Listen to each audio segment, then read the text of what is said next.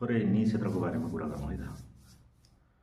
एउटा उद्योगीले नेपालमा एउटा उद्योग व्यवसाय चलाउनु पर्यो भने कि त उसले विदेशबाट सामान लिएर आउनुपर्छ, कि त नेपालकै कुनै उत्पादकबाट उसले लिनुपर्छ।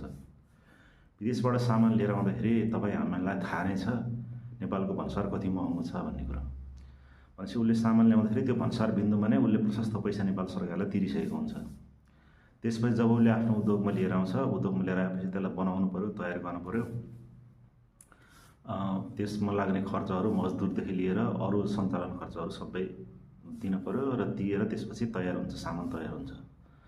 अन्त सामान तयार भइसकेपछि उसले सामान बजारमा बेच्नु पर्यो। बजार भनेको अहिले खुला बजार छ।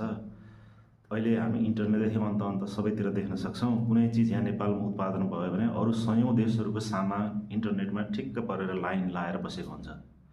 भनेपछि त्यो उद्योग व्यवसायीले त्यो विश्वका अन्य उत्पादनहरूसँग कम्पिटिसन गरेर त्योभन्दा सस्तोमा र राम्रोमा यहाँ दिन सक्नु पर्यो। त्यसपछि मात्र उसको सामान यहाँ बिक्ने हो।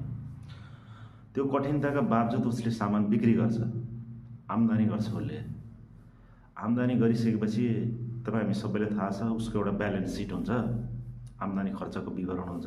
त्यो आम्दानी खर्च विवरणमा अनि उसको लास्टमा नेट प्रफिट भन्ने हुन्छ।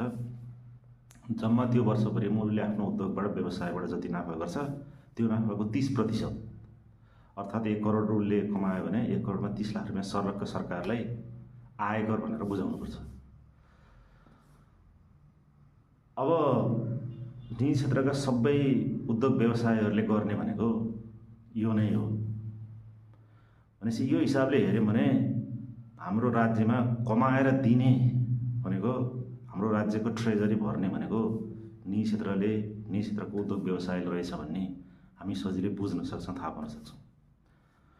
तर पछिल्लो समय अहिले हामीले हेऱ्यौँ भने विदेशमा उद्योगिक व्यवसायीहरूलाई तपाईसँग 5 करोड 10 करोड तपाईसँग 1 अरब पैसा छ भने रातो कार्पेट ओछ्याएर तपाईँलाई मेरो देशमा वेलकम छ, आउनुहोस्, तपाईँलाई एभ्रिथिङको सेक्युरिटी, एभ्रिथिङको फेसिलिटी हुन्छ तपाईँलाई भनेर सबै देशहरूले वेलकम गर्छ।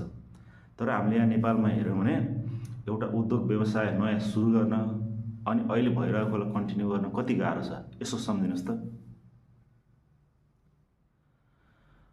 ठाउँ-ठाउँमा पटक हरेक लेयरहरू छन् यहाँ। त्यो हरेक लेयरहरूमा यति धेरै दुःख, यति धेरै कष्ट, यति धेरै झमेला उनीहरूले बेहोर्नुपर्छ। त्यो सङ्घीय सरकार छ, त्यसबाट पास गर्न त्यति नै गाह्रो छ, प्रदेश छ, स्थानीय सरकार छ, सबै जुका जस्तो गरेर बसेका छन्। सबै एउटा उद्योग त्यहाँ खोल्ने भनेपछि, एउटा व्यवसाय त्यहाँ खोल्नु पर्ने भनेपछि सबैले यसरी हेर्छ।